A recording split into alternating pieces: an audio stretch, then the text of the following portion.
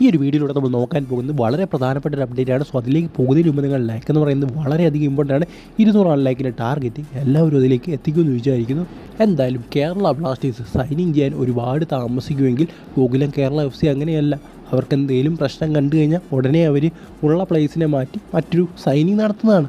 So എന്തായാലും ഇപ്പോൾ മറ്റൊരു സൈനിങ് നടത്തിയിരിക്കുകയാണ് നമ്മുടെ ഗോകുലം കേരള FC. ആ ഒരു താരത്തിൻ്റെ പേര് സിനീസ സ്റ്റാനിസാവിച്ച് എന്ന് പറയുന്ന മോണ്ടനീഗ്രൻ താരമാണ്. അദ്ദേഹത്തിൻ്റെ ഒരു കരിയർ നോക്കുകയാണെങ്കിൽ അത്ര വലിയൊരു താരം എന്നൊന്നും പറയാൻ സാധിക്കില്ല.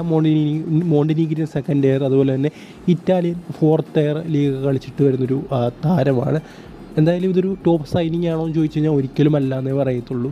എന്താണെന്നറിയില്ല ഗോകുലം കേരള FC ഇത്തരത്തിലുള്ള സൈനിങ്ങുകളൊക്കെ നടത്തുന്നത്. കാരണം ഇതിൻ്റെ ഒരു പ്രൊഫൈൽ നോക്കുകയാണെങ്കിൽ വളരെ ഒരു ലോ പ്രൊഫൈൽ താരമാണ്.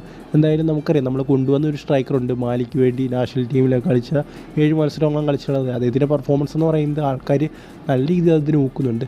എന്തായാലും ഇദ്ദേഹം വലിയ എന്താ പറയുക മറ്റ് കാര്യങ്ങളൊന്നുമില്ല. ദൈവത്തിനൊരു നല്ല പെർഫോമൻസ് കാഴ്ചവെക്കാൻ സാധിക്കുമോ എന്നുള്ള കാര്യം നമുക്ക് കണ്ടു തന്നെ അറിയണം.